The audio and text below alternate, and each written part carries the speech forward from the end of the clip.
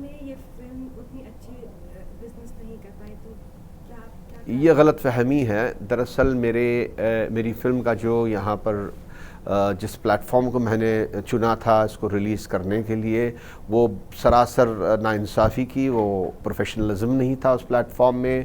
ना सही थिएटर्स की सिलेक्शन थी, ना सही शो टाइमिंग्स उस फिल्म के लिए दिखाई दिए थे। 11:30 बजे के शो 60 to 70% रहे हैं, और 11:30 बजे कौन जाता है पिक्चर देखने के लिए। और बाकी हिंदुस्तान में जितने सिलेक्शंस किए थे थिएटर्स, उनमें इतनी मतलब हालात इतने गंदे थिएटर्स थे कि कोई डिसेंट आदमी उस थिएटर्स को विज़िट नहीं करना चाहता था। और मुझे एक बहुत ही ताज्जुब सा महसूस हुआ कि मेरे एक अच्छे कॉन्ट्रैक्ट और एग्रीमेंट के बावजूद जहाँ पे इन लोगों को थिएटर्स और शो टाइमिंग्स का ख्याल रखना चाहिए था, उन्होंने इससे बड़ी बेपरवाही की है। और यहाँ तक कि जितनी भी पब्लिसिटी मैंने छपवाई थी, तकरीबन 1 करोड़ रुपए तक मैंने खर्चा था सिर्फ पब्लिसिटी मटेरियल, जैसे कि पोस्टर्स और 6 शीटर्स और कियोस्क, वो सब के सब इसी तरह पैक्ड उनके गोडाउन्स में थे, कहीं पर वो डिस्प्ले नहीं किया। जब ऑडियंस को पता नहीं है कि भाई मेरी पिक्चर लगी हुई है या नहीं, तो कौन आ सकता है थिएटर को देखने के लिए। और फिर 60 to 70% ऑडियंस हमारे हिंदुस्तान की, उन्हें ये खबर नहीं था कि मेरी पिक्चर रिलीज़ भी हुई या नहीं। ये मेरे लिए एक डेफिनेटली सेटबैक है। लेकिन जिन लोगों ने मेरी फ़िल्म देखी है, जिन क्रिटिक्स ने मेरी फ़िल्म देखी है, उन सब के सब इस फिल्म को बहुत ही, इस फिल्म की तारीफ़ की है। मुझे 4 स्टार्स, 3.5 स्टार्स, सब के सब जो प्रेस्टीजियस पेपर्स और अखबार हैं, उनके ज़रिए इसके रिव्यूज़ बड़े अच्छे मिले हैं। और जितनी ऑडियंस देखी है, जितनी भी ऑडियंस देखी है, उन लोगों ने ये कहा है कि शायद पिछले 10-15 साल के बाद इतनी खूबसूरत फिल्म उन्हें देखने में मिली है। हमारे मुल्क के प्रधानमंत्री श्री मनमोहन सिंह इस फिल्म से इतना मुंतसिर हुए हैं कि उन्होंने मुझे ख़ास चिट्ठी लिखी है। जो सड़क पे झाड़ू मारता है वो आदमी देखा है तो उन्हें अच्छी लगी है। एक टीनेज लड़की जो कॉलेज में जाती है उसे अच्छी लगी है। अधड़ उम्र के बच्चे, हर एक उम्र, हर एक क्लास के लोगों को मेरी फिल्म बेहद पसंद आई है। मार्केटिंग फिल्म इंडस्ट्री के लिए बहुत अहम है, ख़ास तौर पे जब एक फ़िल्म रिलीज़ होती है, उसको अगर सही अंदाज से मार्केट किया जाता है तो half your battle is one.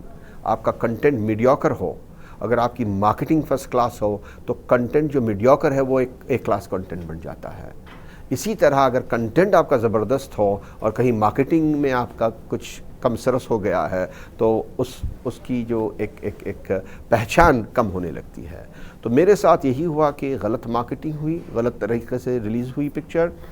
और ये पिछले कुछ सालों में भी इस तरह की बात हुई। कोई फिल्में रिलीज़ हुई हैं जो कि गलत अंदाज से, फिर उन्हें निकाला गया, फिर रिलीज़ किए तो वो बहुत कामयाब हुई हैं। हॉलीवुड में भी ये हुआ है, ब्रेव हार्ट के साथ ये हुआ है, और फिर ये अभी हाल में एक बड़ी फिल्म बनी हुई थी सिंड्रेला मैन, उसके साथ ये हुआ है।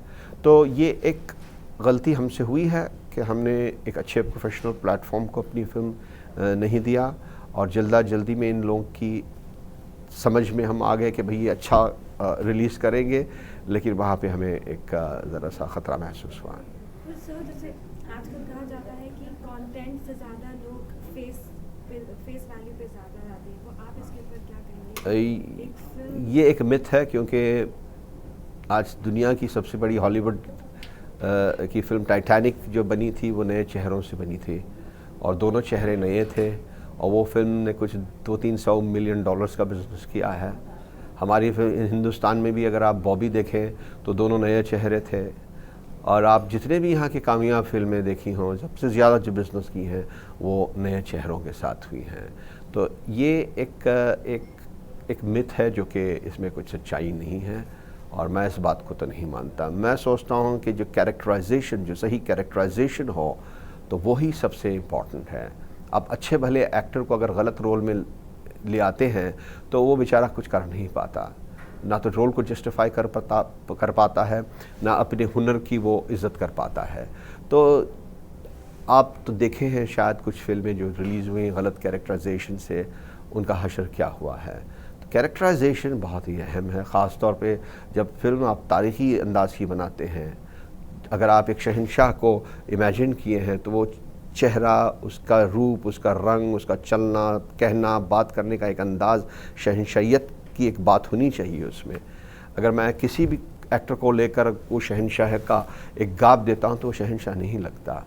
तो ये मेरे लिए लाजमी था कि मैं हर सूरत में जो कुछ कैरेक्टर्स को निभाया हूँ अपनी फ़िल्म में, उनकी जो शख्सियत, उनकी जो खूबसूरती, उनका एक अंदाज़, वो पीरियड और उस कैरेक्टर से मैच होना बहुत ज़रूरी था।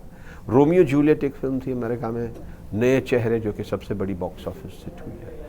सर लास्ट क्वेश्चन, जब आपने जुल्फी को कास्ट किया था शहजादे के रोल में, तो आपने क्या सोचकर उन्हें इस रोल के लिए? जुल्फ़िकार सैयद जो हमारी फ़िल्म में शहज़ादा खुर्रम का रोल प्ले कर रहा है, जो कि शहंशाह शाहजहाँ बनते हैं, उसमें सबसे ज़रूरी बात यह थी कि उसकी जो शक्ल और उसका जो एक रंग रूप है वो वाकई शहज़ादे जैसा है। लगता है कि वो एक किसी अच्छे रॉयल फैमिली से उसकी नस्ल उतर आई है। और कबीर बेदी को मैंने सबसे पहले साइन किया था वो बुज़ुर्ग शाहजहाँ के रोल में।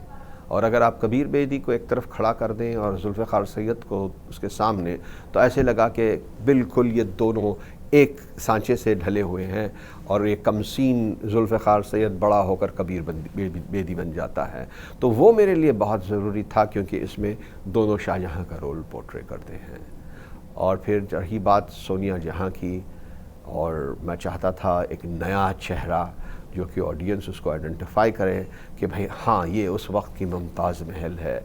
मैं नहीं चाहता था कि किसी सूरत में जो आज के जो नए जो माने हुए चेहरे हैं, जो बहुत सारे एक्सपोज हो चुके हैं, उनकी इमेज मेरे कैरेक्टर में आए।